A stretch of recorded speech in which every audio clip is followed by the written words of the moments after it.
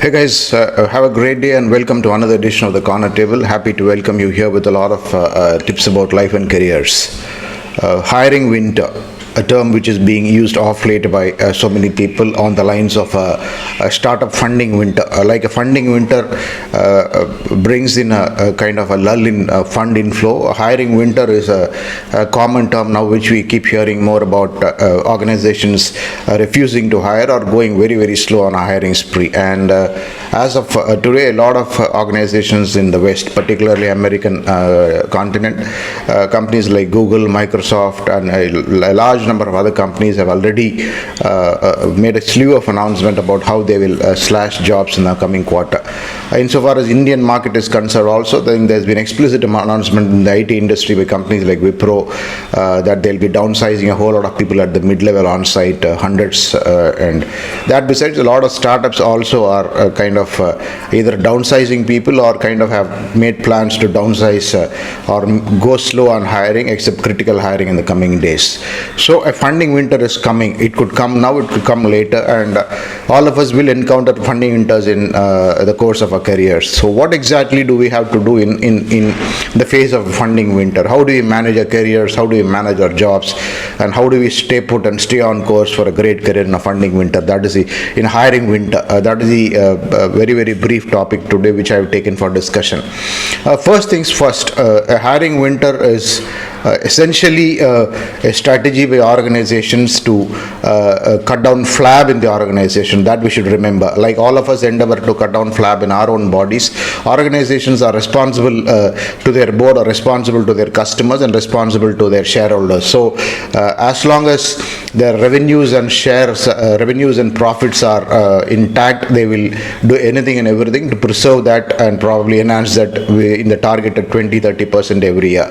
And in case they feel that the overheads are high, the revenues are not up to the mark, and their market share is dwindling, the next normal course is to first resort to cutting people, because fortunately and unfortunately, at least in the Indian context, the most easiest way to save costs is probably to cut down on people. That has been a tradition for almost 20-25 years now. So in that such a situation, how do we manage our careers? Well, here are some of my tips. First things first. If you anticipate that things are going slow in hiring across all organizations and across your target companies, number one, and number two, if you also see that your organization is going slow on hiring people, first, I know it's a very unconventional thing to say, but you work harder than usual, work smarter than usual. If you have to put X amount of work in the normal course on a normal time, when there is a hiring freeze, or you know that things are not going well in the organizations, the only way you can make yourself a value-added resource in the organization is to work even harder and even smarter. And despite odds, if you can bring in better results for the organization, better results for yourselves, then you bring in this aura of indispensability around you. And indispensable people probably, I'm not saying indispensability will keep you immune from hiring winter coming on you on any bad situation, but yes, you will probably be one of the last ones to go, and you will be the last man standing. So in that sense, very, very unconventional. Normally what happens is when companies go slow on hiring, or when companies start laying off people, the immediate approach by normal employers or employees is to go very, very lethargic. The attitude is, why should I work? I mean, anyway, looks like people are leaving and I might also leave very soon. That is a very, very wrong attitude, and that could in fact cost you your job sooner than much later. So in that sense, work very hard than normal, work very smarter than normal, stay extremely focused on what your KRAs are, explicitly talk to your boss and have dialogues with your boss about whether you're doing well vis-a-vis the divisional goals, organizational goals, etc. So that is step one. Work harder than normal, work smarter than normal, ensure that your KRAs are achieved come what may, despite all the distractions around you. That is one. Number two, keep your eyes and ears open about what is happening within the organization, within your business division, and also with others in the market, job markets. Keep talking to your peers, keep talking to your friends in the industry, keep talking to your college mates, classmates who are in the industry, in your particular industry, and understand from them what is happening, understand from them why organizations are laying off and what kind of resources are being laid off. That will help you have a clear idea about where exactly you stand, what are your skill sets sets and competencies, and are these competencies in demand now, or are these competencies kind of not so in demand now? And in case your competencies are not in demand, then it is also a kind of alert for you to make sure that you reinvent yourselves as a professional, reinvent yourselves as a career guy, and reinvent yourselves in your own good for a long term. So that said, logically, the next point is how to reinvent yourself, how to reinvent your career. First things first, if your skills are in demand, if your skills are most sought after, I think there's nothing much to worry. But in case you are probably doing what we normally call this is plain vanilla job, then you need to be extremely careful in terms of how you handle your career moving forward. Not exactly with your immediate next job opening, but in terms of long-term career. Always think about your next 5-10 years. Always think about how your career will move in the next 5-10 years from today. Yeah, there might be a layoff, you might be losing your job sometime later, or you might be even not losing your job because you are a very, very good resource. But that decides if your skill set is something which is easily available in the market, or if your skill set is something which is mundane in the market, I think in the long term, in the 3 to 5 year horizon, you're going to extremely find it difficult to survive as a career professional. So if that is a situation you are facing, then the immediate thing you need to do is to probably even work very hard on your professional development. If you have to tweak your skill set, see how better you can be than someone else, add some more skills to your career. And for example, if you are a sales guy, and if sales is probably getting hit very badly and you need to add your qualities, you should add probably how to use data in sales, how to get into marketing services, corporate communication, public relations. So logically, which are your own core competencies, and how you can extend those core competencies in terms of extending your sphere of influence as a professional. I think if you have to work that way and work for about a couple of years, then that will help you completely reinvent your career, and that will also probably insulate you from such so-called hiring winters in the near future and even the long-term future.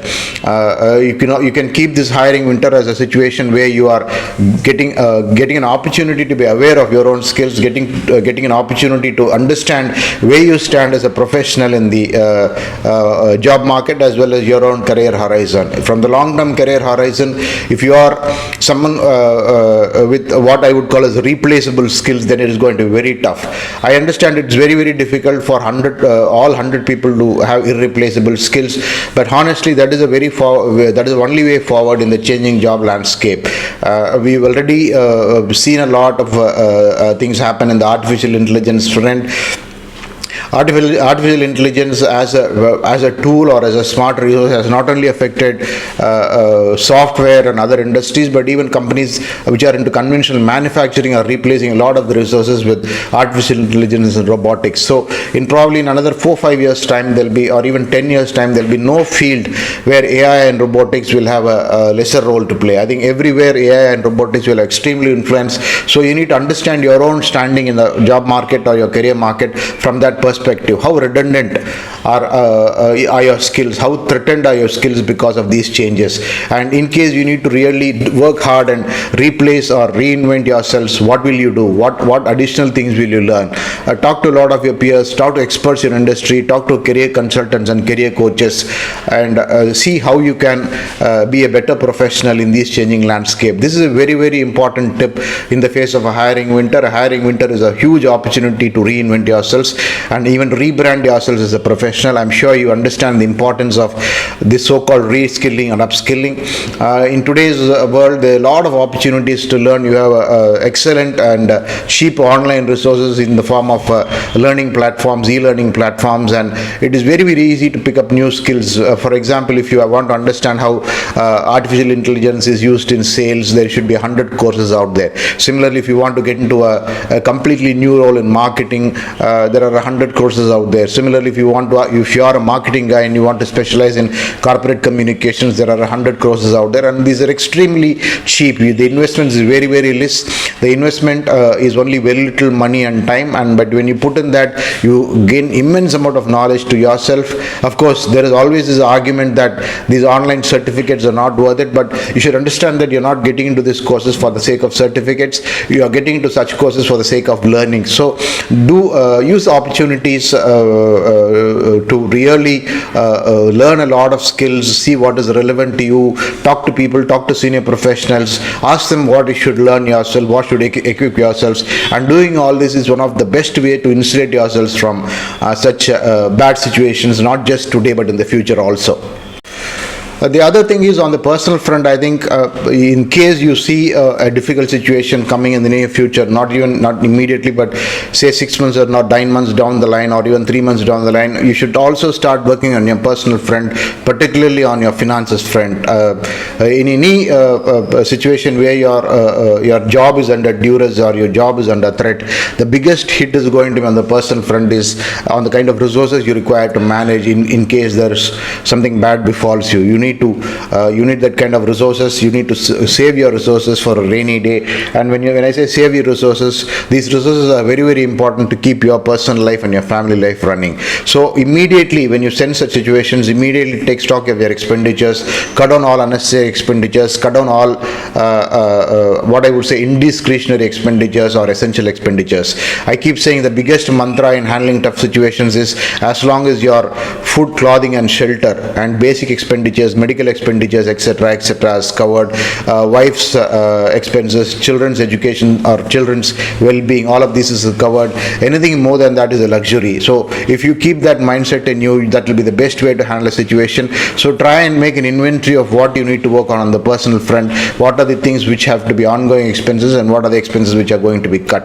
This is a very, very important exercise in the face of a hiring winter, and it is also going to help you in the long run in terms of trying to be a better finance manager on the personal front. So do this immediately when you do such a situation. The next tip is, I think you have to open your line of communication with select hiring experts in your region or in your geography, in your skill sets.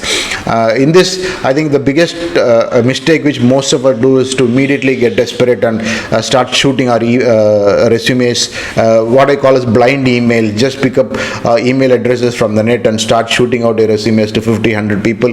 This is just not going to help, because you believe me, nobody opens up mails which come without a pre-alert. You have to call people, talk to them, understand if they can help you, and then shoot your resume there. And in doing this, the best way is to probably work with only 2-3 people in your industry or who are experts in hiring for the industry. If you talk around to people and find out that who is the best hiring company for your skill set, if you are in sales or marketing or revenue assurance or software or program management or whatever, they're not going to be more than 2-3 people who are really doing a good job of hiring those kind of people, particularly if you are at middle and senior management. So identify them, talk to them, open your lines of communications, try and go and meet them, have a personal conversation, and you can tell them that you're not in a hurry, but in case of exciting opportunities come in the near horizon, you'll certainly be open. That again gives you a good leverage of what's happening in the market. They're also going to keep you posted with important information, and this kind of face-to-face networking is going to help you in the very, very long run. So do this is a very, very important exercise when you are in a hiring winter. The next important thing or next personal check you need to keep constantly doing is, am I an asset or the liability to the organization? Is the organization making good out of me? The organization is paying me X. Am I contributing 3X, 4X, 10X, 12X? If that is the case, you're always on the winning side and you will not be in a situation where you will be in trouble. So that is a very, very important exercise, and this can be an ongoing exercise. A lot of us today fail to do this basic check. We all take an employment for granted. We think once we are given a job and given a monthly salary, I think then it is just cool going for years and years. Those days are gone. You need to really make sure that what is the change to the top line and bottom line that is happening because of you, and that is how everybody measures you. That is how companies are working today. Performance improvement plans are no more just pieces of paper. They're extremely serious documents, and in case you are put on a PIP, then it is also an alarming thing that it is going to be trouble for you. So make sure that you are not put into a PIP and you are constantly being looked up for promotions or salary revisions always. And how it is possible? The only way it is possible to make sure that you always are doing 5x or 10x or 20x of your compensation. Again, in this you need to benchmark yourselves with your people, your peers, not just in your organization but in competing organizations too. How much is a friend in a different organizations which is doing much better than you contributing in terms of X times his compensation? And if he is doing 20x and if you are doing only 4x of the compensation, then there's a serious challenge. You are probably overestimating your skills and competencies. Never underestimate your skills and competencies. It is very, very important to have harsh reality checks on ourselves time and again, and there's nothing wrong in trying to understand and find out that we're doing extremely badly, because that's only going to help us become a better professional. And every day is a learning in any career. I think in case we are bad at something, it obviously there is so much of room for improvement, and that room for improvement consciously comes only if we know that we are lacking something. The moment we assume that we are good at everything and there's none better than this, then that's a big grave, I would say. I think nobody is going to come out by themselves and say you correct yourselves. The correction has to be self-correction, and we need to do that. These things are also very much possible when the hiring freeze is happening, and organizations and even leaders and bosses will really appreciate us for being such knowledgeable resources, somebody who understands what things are, somebody who is willing to change, somebody who's willing to be malleable in a tough job market or in a tough sales-driven market. This could go on and on, but these are some of the very, very important and key tips in managing your career in what we'll be hearing more and more from now on, the hiring winter. So let's stay ourselves equipped, let's stay ourselves aware, and let's also work very hard to overcome any situation in which we'll be challenged by hiring winters more often than not from now on. Thanks a lot for your time. Stay subscribed to this channel. I wish you a wonderful week ahead. Thanks a lot for your time again.